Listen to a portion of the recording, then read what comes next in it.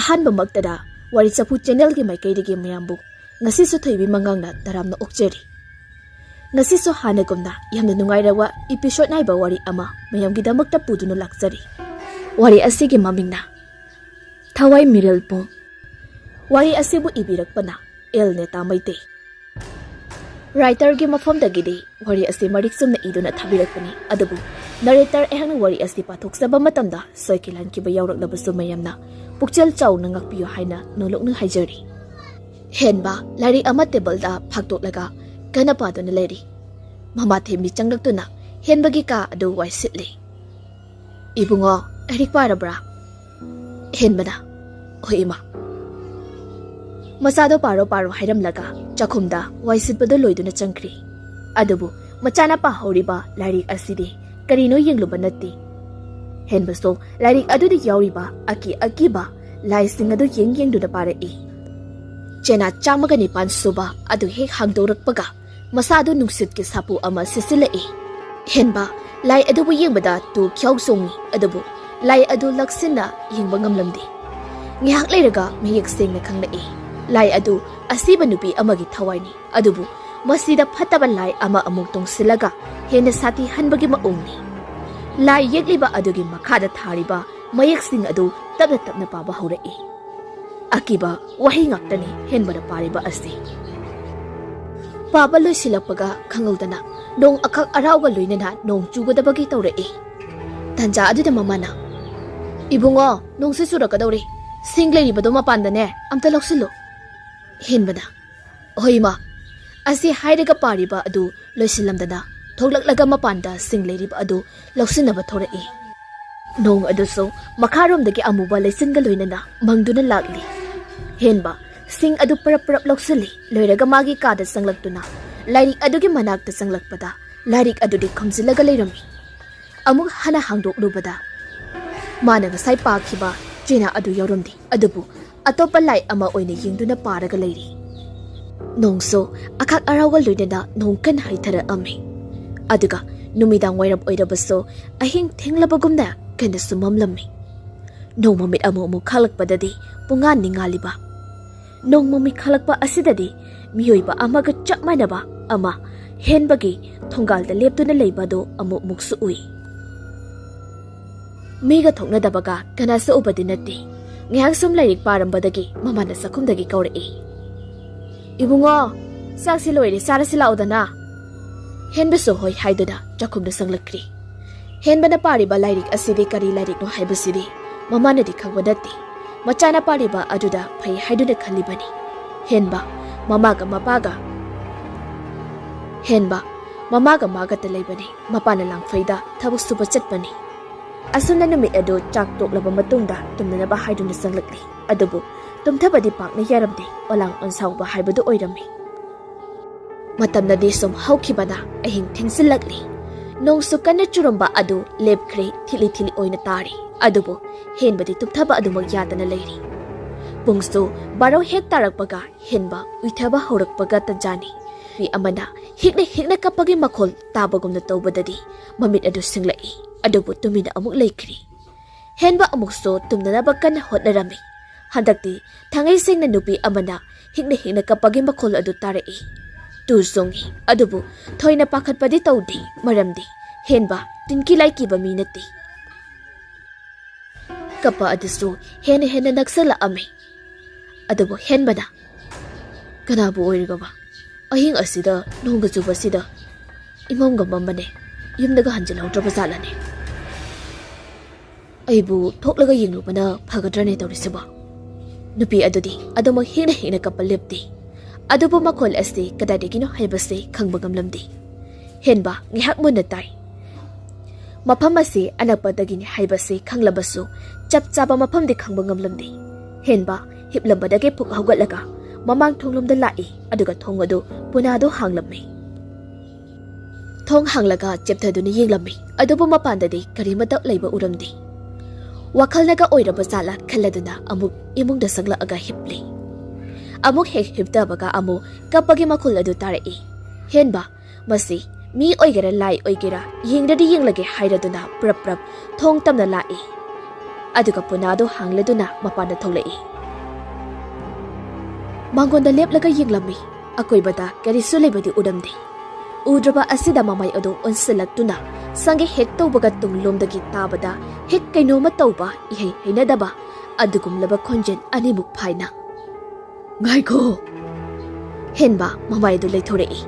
mangol makhada lepliba sakpham adu urubada henba ima haina lauduna khanglaga wanthakri henbagi mamaso tumlambadagi karigumba ama taki badumna tawba duda phamongdagi tapna hawgalaga thora ami thong adu khara maya karaga lerami mana tholakpa matamda thong lonsinba kauram lamale khalladuna manakta sangsilai aduga lonsinge hek tawbaga mangonda machanupa do taraga leibadu uri sensinduna machanupa bo Ibunga, tabro nangbo, se, ibunga. Ase haiduna hanjin masa adu nomlaga hawdok lami. Tamalak drabada, ngamda, machanupa adu phamung phawbadi thangjilami. Aduga, ising khare thaduna machabu laknirami, adubu wakalde adumuk tadri. Thembi, machani hibliba dugi nakanda, sangduna kaplaga leirami. Nonga lagli, thembi, phamna adubak uitherak laba mali. Kaplubaga tumset phadabaga mamit adu ipom-pomba makai mikap tholai aduga masagi maraibak to paiduni yengi yamna saduna leirami phuk ahogatuna phadi isingda lupthokluraga masagi maraibak to thambirami henba sorkhara sauna holai aduga masado ithin thindoklaga yamna sonthana mamada kaurei ima thembida ima sida lei kei paungi sabo ising khara thakke mama thembi sakhumna sanglaga ising do loruduna hinbada pithai sor khara sauna hondolaga tapna pothakri nungthin nungsa leitharakpa matam yausallaklabada hinba hogatpa ngamlai masadi yamna sonthari thembi changsilaktuna nasa khara nuwairabro nangba khangde isase ithin toi yamna su sonthai ma nati ngarang nangbu kamaina tawri banoba adubo henba nga sai makhaidi wakhalga oirudi ngaragi thodok tu tamna ningsanglai aduga mamada ehinga duda oikhiba adu lirami thembina lai oknaruraba male khanduda makhoigi thangnabada leiba henbagi mamanaba chawpopu kaururi adaga mabani laimina halamlaga makha thangbada leiba amaiba thambal jaw kobu chakri amaiba thambal jawgi thongal da hobe hebe changlai aduga mangonda leplaga kaurei tada bulai bibro thambal jaw tholaktuna he ibema nang laudibra kari leire tada icha nupado lai oknaruraba male masado ingamgamdana lehawi tada na ngayakta lembiraktuna amukta yengbiyuba ho lagi chalo mocho thembi mayumda lakli aduga masagi kada sanglaktuna machanupabu phajana potha halami ngihak leibagadi amaiba thambal jaw to lakli mangolda he kakhalake tawbaga masada sahu ama khangbaw phorei he karino sidi onhokna kankreda asi hairaga thembi bu kaurei thembi tada la ine noibu kadai da lege thembi mapal da tholei tada yaubirak edana jangbir osomda henbagi kada sangminarei thambal jaw henbabu ahanba ubada amaiba ama oibana henbagi masa asi sidana thawai tapna mami samliba adu uri masidi yararoi khangladuna manakta prap sangsile aduga khudangi mihul adu yingnaba haiduna tappai makut adu maina pokpogumna saduna pop thadei thambal jaw khampra khangi kari matau nusidi asidi yararoi makut adu machin mayada thamlaga akanba laison ama cholami aduga henbagi maraibakta nanthabirami adudagi thambal jaw henbagi makut adu paibada ta ingkri mihul adu amu khap chungliba adu khangli lai khurumdaba yararoi haiduna khudakta mapot machay adu langnaba ta hairami inkolda hoba manak nakpada leiba ngaktaga oibana yamna thona langlami aduga thambal jawna yangko amagi mathakta pochaising adu haplaga thongalda hana khurumlammi madudadi karisu tawrakti aduga maira ama pusila ami thambal jaw somangi suthe hek europagadi maira adu put hek budki thambal jaw soilawi kari matawnu sibo asok mahi mayai kanba imane he pokpadigi thengnadri masidi ainane khangliba mahi sinadi laitainaba ngamlidori kamdosige kanadi amaiba tol haida oina tawhanbana chungani si asi khangladuna imunglomda mahak changlai aduga ibema nakoi bu tabra tada lai khoirumba loibirabra ibema masidi araiba amanati aina khangliba mai sinadi laitainaba ngamlidori tada adudi matau karamna isarupa asibu phanba ngamgadori bano ꯑꯩꯈꯣꯏꯒꯤ ꯊꯪꯅꯕꯗ ꯂꯩꯔꯤꯕ ꯈꯨꯜ ꯑꯁꯤꯗ ꯇꯣꯜꯍꯥꯏ ꯀꯧꯕ ꯑꯃꯥꯏꯕ ꯑꯍꯩꯕ ꯑꯃ ꯂꯩꯕꯅꯤ ꯑꯩꯒꯤ ꯑꯣꯖꯥꯅꯤ ꯃꯉꯣꯟꯗ ꯉꯁꯤ ꯅꯣꯡ ꯅꯤꯅꯤ ꯑꯁꯤꯗꯅꯦ ꯌꯦꯡꯊꯣꯛꯑꯣ ꯅꯠꯇ꯭ꯔꯕꯗꯤ ꯑꯋꯥꯐꯝꯗ ꯇꯥꯒꯅꯤꯀꯣ ꯑꯁꯤ ꯍꯥꯏꯔꯝꯂꯒ ꯑꯃꯥꯏꯕ ꯊꯝꯕꯥꯜ ꯖꯥꯎꯗꯨ ꯊꯨꯅ ꯌꯥꯡꯅ ꯊꯣꯛꯈꯤꯔꯝꯃꯤ ꯊꯣꯡꯒꯥꯜ ꯌꯧꯔꯛꯄꯗ ꯇꯨꯡ ꯍꯟꯗꯨꯅ ꯌꯨꯝꯂꯨꯝ ꯑꯗꯨꯗ ꯌꯦꯡꯊꯣꯛꯂꯛꯑꯝꯃꯤ ꯑꯗꯨꯕꯨ ꯁꯨꯃꯥꯡ ꯑꯗꯨꯒꯤ ꯆꯨꯊꯦꯛ ꯑꯃꯗ ꯃꯁꯝ ꯃꯅꯥ ꯏꯁꯥꯡ ꯁꯥꯡꯕꯤ ꯍꯦꯛ ꯌꯦꯡꯕꯗ ꯐꯤꯕꯝ ꯁꯣꯛꯂꯕꯤ mamai tangkai amada machi tali mamai namana musuk mui mamituso nama amana gaksang ngangi nama amana ngaushok ngawi thambal jaw amai ba ama ojiraba so phibam adudadi masadu ihei hainadaba ama phaur ami thambal jaw ipapa khana mayum tamda chatkri adubu leptuna lehori be asinadi thambal jaw da chingnana yingduna lehori numiti ngasaina sangkhrabani khara thingzilakpa sak toknaraba matamni thambal jaw mathantaga leibada masado kitukirum tawrami mahage he khanjaba laison kaya masutatana soli leiriba lairi kaya so puthoktuna pai adubu mana phana yenglaba so ngasai thengna khiba aduge maramda keri mata thengnaba koba leiramdi asamna mana leiringe thembina tada taping kaurakpani wakalga oirude thambal jaw lairik phaktoklaga paringaida magi mangakta siba chari ama thamlambani thonga do hangdore somangda thembe leptuna leiribada uri kari leiri ibima ibungo du bunaba henjilabra hoi tada khara thuna chasi phibam ama ta hori khara pakhalap tawna hairakpani thambal jaw thonga do mapaldagi puna tharamlaga kumthare aduga thongalomda thora ame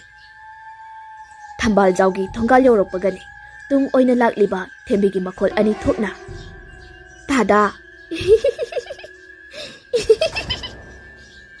amuk sunokli thambal jaw swailawi maklap to thak ni mangakta chari adu yenglai yaurumdi kauduna le hori humang anapi karakli masa adu masinda sutapna solai ai bukan biyo ai bomukta kan biyo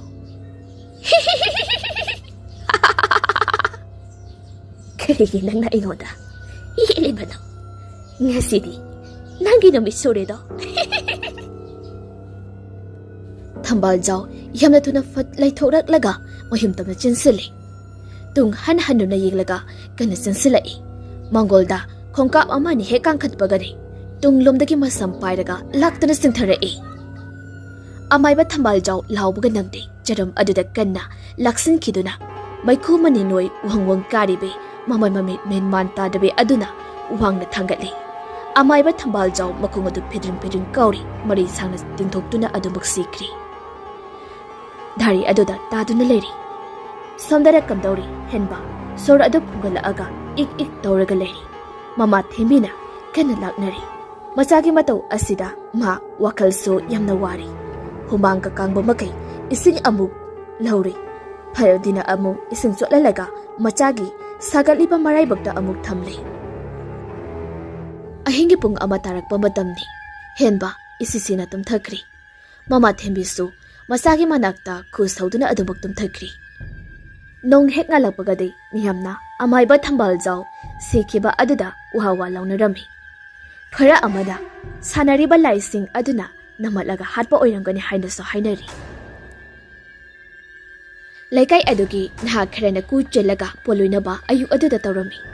poloi ba hawalakpada nongde akak arauga loinana tawraklami mang manakta leiriba makhoi kibanasu maklapto nikli khara ahal oiba chawba kauduna amaiba tolhaibu kaurunaba thakri herbadi amu adumak tumduna leiri thembiso imungda thabaksing loisili chawba amaiba tolhaibu kaururaba matungda halaktuna thembida chak toaga laklage haiduna hairami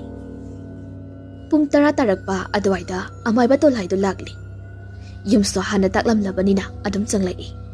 somang yausilakpada tudu khangsong chongi darida lepdaga yumsibu kana kana leibage thembi kauba adu taraduna tholai hek ubada amaibani haibadu khanglami aduna osamaiba yaubirakledana somda lengkhat piro amaiba tolai ka khalai aduga thembina taktuna henbage katamna sanglai tolai phamungda henbana hepliba adugi hekna kan aduda famthai aduga maraibakta paiduni yengi aduga khudangi mihulado amuk yengli aduga laison ama sholaba matungda henbagi maraibakta nanthai adudagi henbagi masado yamna sagatlamba adu inthakri amaiba tolhaina ibema masidi mangoda senariba asi thawai amakhak adugane tamthiraba laimu amagani yumlai oiba sana mahi leibana mak thongna ngakpibagi ngasi phabo mihul leibani thembi sutumina adumak tari chawbusu nakan aduda leiribani amaiba tolai makha tare masi tainanaba hotnabada matam kharadi sangniko asi hairaga thembida lai khoirumbada sangadaba potlam charam singado hairami thembiso hana khara thamlibani aduda yauri khanna khara amana koiti thiduna puraklaga yumyaida thamlari amaiba tolhaina ibema sing khujok ahunga yenganga maitan kharagane yaholau thembisu chakhumda changkhraba matungda puthore aduga oja amaibada pirari amaiba tolhaina yumyai aduda lai khurumlami adu loirabada matungda thongal wangbada amu thoglalaga thadoklami aduga nai ahum chinglaga mayaida phaina tubat kaklami aduga amaibado hanna yenglamdana changlakli aduga yaingang sing maitan adu ingkhol mafam sinba thongda jaithoklami loiraga henbagi manakta changsilaklaga tairen lublaba ising adu mayak ka thoklaga khara pithaklami loina loisalaga amaiba tolhaina thembida hairei ibema aina khorumliba asi henbagi masada yeliba adudi khaidokli hek loishinbadine matam khara sangkhigani numit jab yungba numidang athengbadane chatho onganu mafam asida ma changlakpadi ka shungam laroi thembina akat sen oina khira pirami aduga amaiba tolhai thokri thongal yobaga laison ama solaga masa pumba nanthai aduga hanna yenglamdabi amuk chatkri namidang wairamni henba masa khara du phagal aduna mamada sakhumda chak thongliba aduda sanglei numit nini humni karimata sadabana yamna soktharami adiga mamada asumna hairei ima chak yamna lami ha loisilagi nangbuna sado kharaga harabro hoima asi hairamlaga magi kada amu changkri thembiso chak loisilaga henbaga puna chaminaraba matungda tumbu changkri henbasu masa khara do phari karimata tawkhidri matamni fana thengzilakli laikai adugi ibo halgauba khara ahal oiba ama ngasidi thabak chatlubadagi miga puluraga yu khare ngauna halakpani lambida cycle ado som thoraga lakpana henba khoigi thongal yorakpadani cycle adu kanagumba ama tongbagumna khanglum heglumba ai karino haiduna matung leithoraklaga yengi adubo kariso leiti tungde yengluraga mamai adu fat leithorei mamang aduda nupi ambagi sabanda akiba maungda leptuna ki halaga leiriba aduda khangpret khangi nakan gi leiriba khongbal aduda thauthai cycle adu sokpaga karimata naba phaude cycle adu amuk thuna inkalaklaga thauge hek tawbaga sen adu so krek laungda chapaga leithokri nakan oi yet amu obukso phat yengi kariso lebadi udi adubu tunglomda kanagumba ama leptuna leibagi samin phanglami ibohal mambai adu tangda leithorei satamadu hek ubamaktada ibe holdo laugi tawi adubu khanghaudi makhori charam aduda chappaga wangna thangkatkhri Aduga leiriba khongbal aduda laktana langsinkhri. Aduga khongbal adugi ising khara leiriba leikom thokpa mafam aduda namsilami. Ibohal makhongmar khut adu phijing kawi. Laubu sungamda kudak aduda ibohal maray sangna tingthoklaga siri. Nongna mapung phana ngalakli. Lambi achat awok singna ibohalna siduna taraga leiramba adugi mayamdo omsinduna yengnari. Upsilaga tariba adu nupa khara miyai senba amana sangsilaga hek onthokpaga khangprek khangbani angang singadu kaiduna senki. Mahungnaha khara amadi mamittu istilaga kari misino haiduna khangli. Mamit mana goksrok ngongna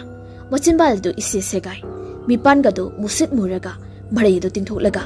leikhom khara tairaga leiba adudani. Mangak samso musuk mui adubu adum thambadi yadabanina leikaige mi khara tawraga mayumtamna purakli aduga somangda phida koptuna thamli.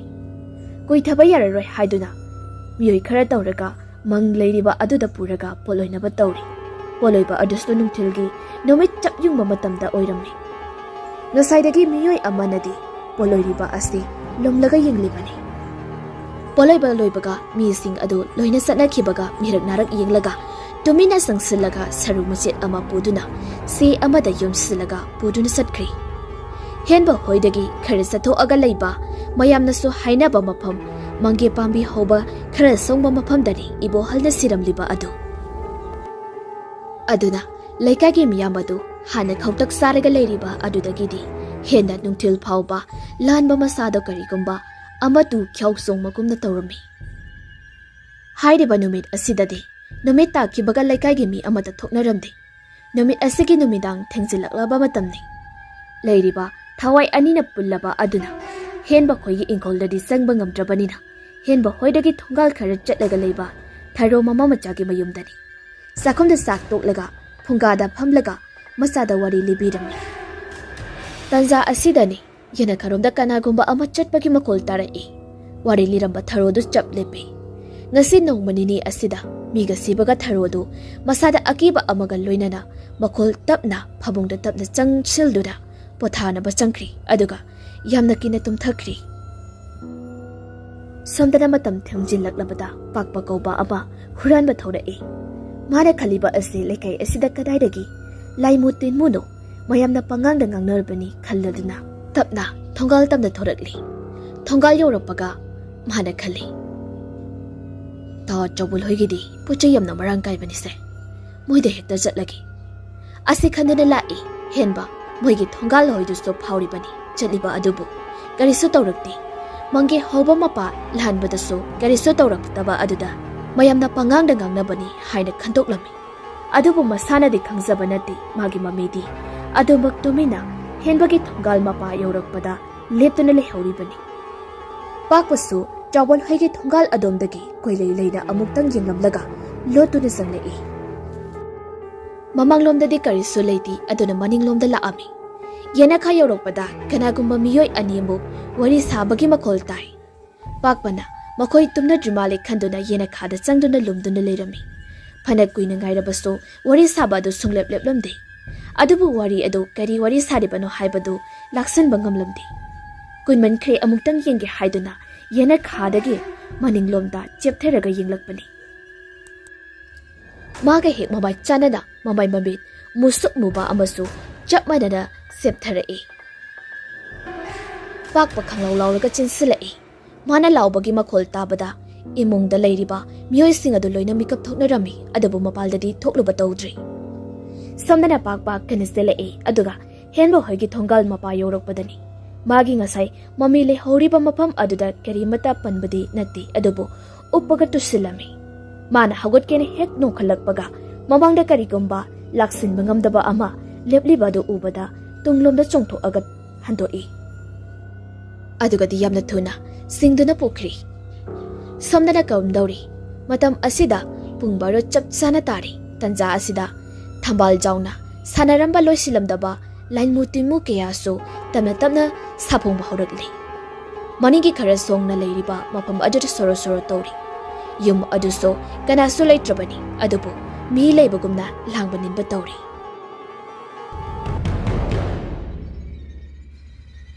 Ngasigidi matang asida loijari hayeng amu wari asigi pakha mu puduna laksagi wari asi narrator ehana soikilan kiba yaurabasu miyamna pukchat chauna ngakpiyona haijari